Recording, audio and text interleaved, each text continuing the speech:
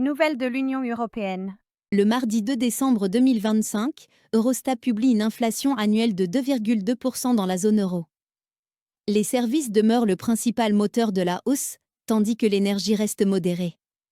Ces données, proches de l'objectif de la Banque centrale européenne, orienteront les prochaines décisions de taux. Le mercredi 3 décembre 2025, la Commission européenne présente un plan visant à accorder 90 milliards d'euros à l'Ukraine sur 2 ans.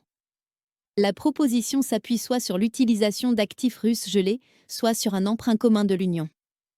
Plusieurs États membres expriment des réserves juridiques et financières, laissant l'issue du projet incertaine. Ce même mercredi 3 décembre 2025, la Commission dévoile une nouvelle doctrine de sécurité économique pour protéger l'Union des menaces extérieures.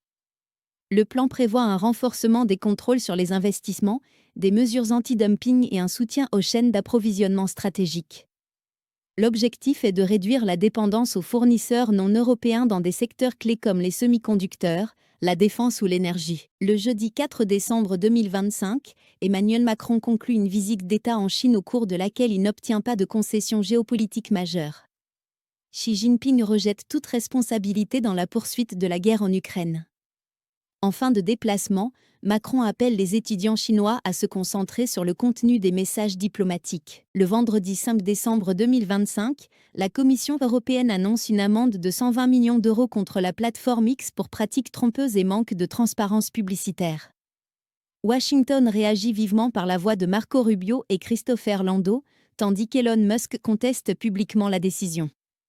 Cette sanction, prononcée sous le Digital Services Act, pourrait ouvrir une nouvelle phase dans la régulation du numérique entre l'Union et les États-Unis. Le samedi 6 décembre 2025, selon des briefings relayés à Washington, les États-Unis souhaitent que l'Europe assume d'ici 2027 la majorité des capacités de défense conventionnelles de l'OTAN. Ces demandes s'inscrivent dans le prolongement d'une réunion ministérielle à Bruxelles, où la France a appelé à renforcer le pilier européen de l'Alliance. Le dimanche 7 décembre 2025, la Commission européenne étudie à Bruxelles un paquet de soutien destiné au secteur automobile, incluant un possible assouplissement de l'horizon 2035 pour la fin des moteurs thermiques. Le projet intervient dans un contexte de forte concurrence chinoise et de débats internes sur la transition vers l'électrique. La date exacte de l'annonce reste incertaine, la Commission refusant pour l'instant de la confirmer. Ce même jour, le 7 décembre 2025, un sondage du European Roundtable for Industry publié à Bruxelles montre que les dirigeants de grands groupes européens privilégient désormais l'investissement aux États-Unis. Ils jugent les réformes de compétitivité trop lentes, alors que l'inflation de la zone euro remonte à 2,2% en novembre, proche de la cible de la BCE. Le dimanche 7 décembre 2025, à Bucarest, les résultats partiels du scrutin municipal indiquent la victoire du candidat libéral Ciprian Sucu à la mairie de la capitale roumaine.